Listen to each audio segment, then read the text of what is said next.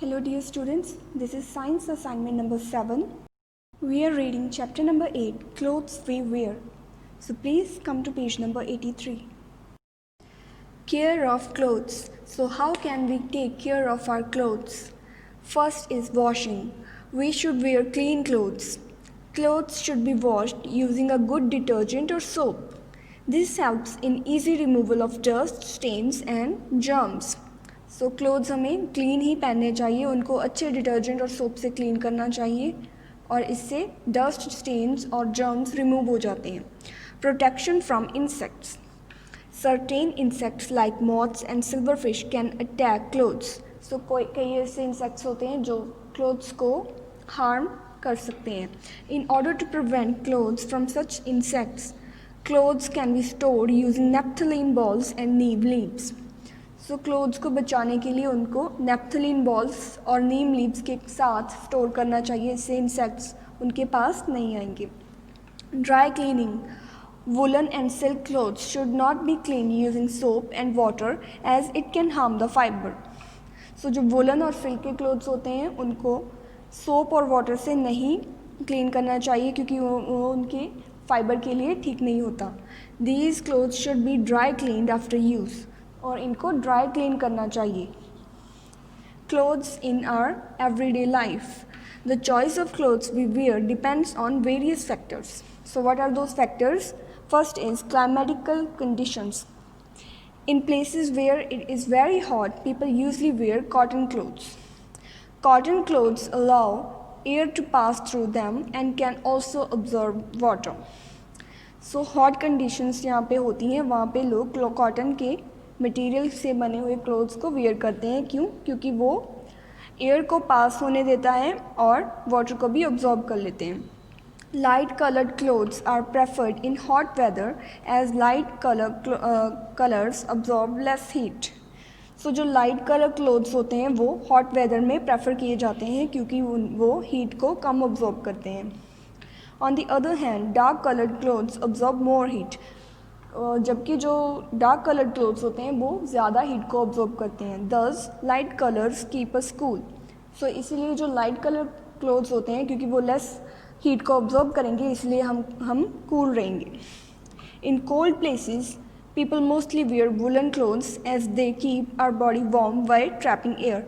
सो cold conditions में लोग क्या पहनते हैं? वुलन क्लोथ्स पहनते हैं जो हमारी बॉडी को वार्म रखते हैं. कैसे? एयर को ट्रैप करके. Religion or tradition. People living in different regions wear clothes specific to their region or tradition.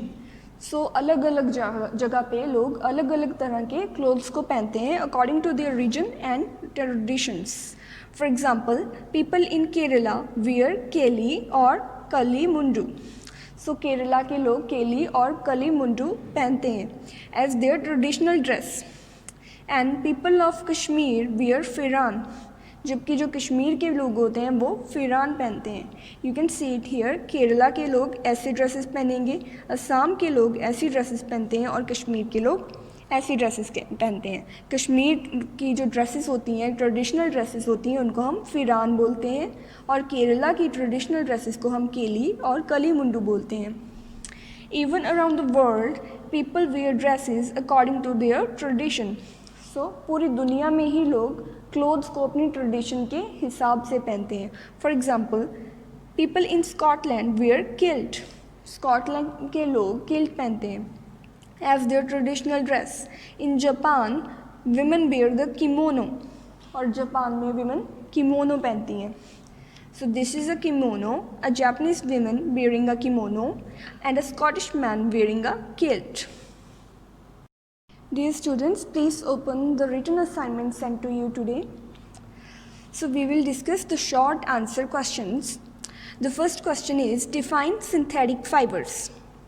The fibers which are made artificially by humans are called synthetic fibers. So किन fibers को synthetic fibers बोलते हैं? वो fibers जिनको humans ने बनाया होता है. Next question is, give 2 examples of traditional dresses worn in different part of India. So India के different parts में कौन कौन सी traditional dresses को लोग wear करते हैं? So answer is, people in Kerala wear kaili and the people of Kashmir wear फिरान।